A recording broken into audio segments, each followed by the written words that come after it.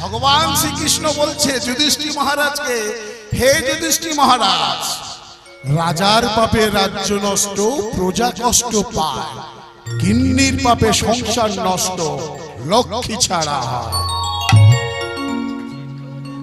যে দেশের রাজা এটা ঘোষণা করবে যে ধর্মকর্ম বলে কিছু নাই, যার চোর তার রাজত্ব, খাললে তবে তুমি খেতে পারবে, ওসব ধর্মকর্ম করে লাভ নেই, ছলে বলে কলে কৌশলে যেভাবে হোক উপার্জন করো তবেই তুমি টিকে থাকতে পারবে, সেই দেশটা কিন্তু যতই উন্নতি হোক না কেন একদিন না একদিন ধ্বংস হয়ে যাবে। স্বয়ং ভগবানের রাজ্য দ্বারকা একদিন সমুদ্রের তলায় চলে গিয়েছিল। কেন? যখন পাপ ঘনীভূত হয়েছিল। আর যে দেশের রাজা বলবে দেখো কর্ম যেমন করতে হবে ধর্মটাকেও রাখতে হবে, কর্ম ধর্ম সমন্বয়ে চললে তোমরা সুষ্ঠুভাবে জীবনযাপন করতে পারবে, সেই দেশটা ধীরে ধীরে উন্নতির পথে এগিয়ে যাবে। প্রমাণ আমাদের এই ভারতবর্ষ, পুণ্যভূমি ভারতবর্ষ আজ উন্নতির চরম শিখায়। যে বাড়ির গিন্নি এই কিছুদিন আগে, এক মাস আগে কি হলো, পয়লা বৈশাখ, তাই তো? পয়লা বৈশাখ, ওই দিন আমাদের গান ছিল সুদূর দক্ষিণ 24 পরগনার শেষ প্রান্তে সাগর দ্বীপে। তার আগের দিন গান ছিল আমাদের বাঁকুড়াতে। বাঁকুড়া থেকে ওই দক্ষিণ 24 পরগনার সাগরদ্বীপ রাস্তাটা অনেকটা দূর।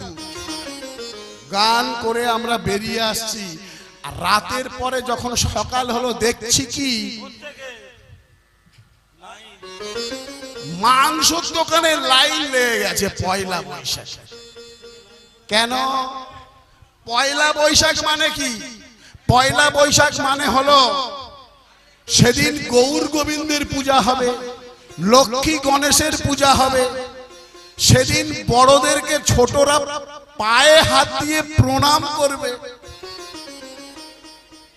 আর সেসব না করে কোন বাড়ির গিন্নি যদি বলে যা যা বাজার থেকে বড় মাছ, জ্যান্ত মাছ আর মাংস নিয়ে আয়, আজকের দিনে ভালো খেলে তবে সারা বছর ভালো খাবি, তাহলে কি হবে?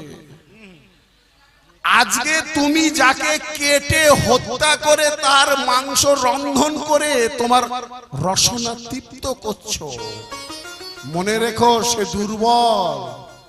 সে যখন মারা যাচ্ছে না, সে কেঁদে কেঁদে বলে যাচ্ছে আজ আমি দুর্বল, তাই আমায় মেরে আমায় কেটে তুমি রন্ধন করে তুমি সেবা করছো, তোমার রসনা তৃপ্ত করছো। আগামী জন্মে তুমি হবে দুর্বল, আমি হব সবল, সে জন্মে তোমায় মেরে তোমায় কেটে আমিও আমার রসনা তৃপ্ত করব। কাঁদালে কাঁদিতে হবে, কথাটি মিথ্যে নয় বাবা। ত্রেতা যুগে যখন রামচন্দ্র রাজা হবে, অযোধ্যার সিংহাসনে বসবে, ঠিক তার পূর্ব মুহূর্তে রাতের অন্ধকারে কুমন্ত্রণা পেয়ে কই দশরথ মহারাজের কাছ থেকে পূর্ব প্রতিশ্রুতি অনুযায়ী 3টে বর চাইতে গিয়েছিল, 2টো বর চাইতে গিয়েছিল। একবারে রামচন্দ্রকে হতে হবে বনবাসী, আর একবারে হবে অযোধ্যার সিংহাসনের রাজা ভরত। মেনে নিয়েছিল কৌশল্যা। যেদিন সকালে বনবাসে চলে যাচ্ছে রামচন্দ্র, লক্ষ্মণ আর সীতা রাজবেশ পরিত্যাগ করে বনবাসী বেশ ধারণ করেছে। 1 গ্লাস গরম দুগ্ধ এনেছিল কৌশল্যা হাতে করে, যে বাবা তুই তো চলে যাচ্ছিস, তুই বনে বনে দিন রাত কাটাতে হবে, আমার হাতের 1 গ্লাস দুগ্ধ পান করে যা বাবা। কই কই সেই সময় আছাড় মেরে সেই দুধের গ্লাসটাকে মাটিতে ফেলে দিয়েছিল। চারি যুগে আমি বড় মন্দ ভাগিনী, চারি যুগে আমি বড় মন্দ ভাগিনী। কাঁদতে কাঁদতে কৌশলা বলেছিল, কই কই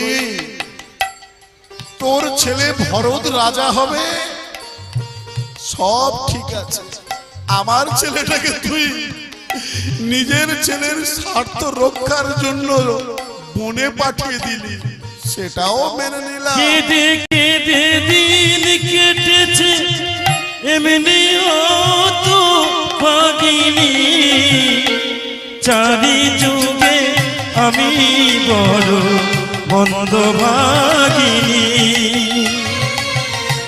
চারি যুগে আমি বড় মন্দ ভাগিনী।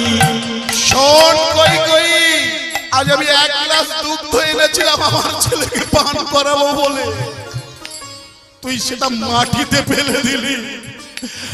আমি একজন পুত্র শোকে কাঁদছি, আমি তোকে অভিশাপ দিলাম, তোকে 3 জনম পুত্র শোকে কাঁদতে হবে। হ্যাঁ, স্বয়ং ভগবান আসবে তোর গর্ভে, কিন্তু তুই পুত্র স্নেহ তাকে দান করতে পারবি না। প্রথম জন্মে তুই হবি দেবকী।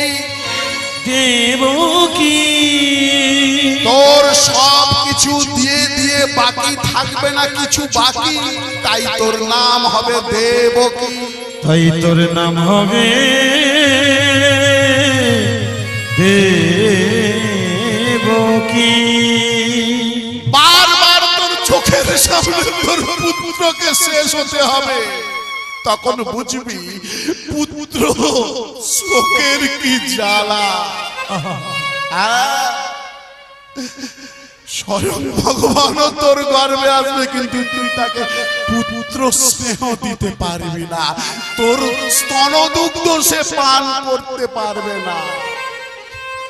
দ্বিতীয় জন্মে তুই হবি গুন্ডিচা। গুন্ডিচা এক রাতের মধ্যে তোর 18টি সন্তান রক্ত বমি হয়ে মারা যাবে।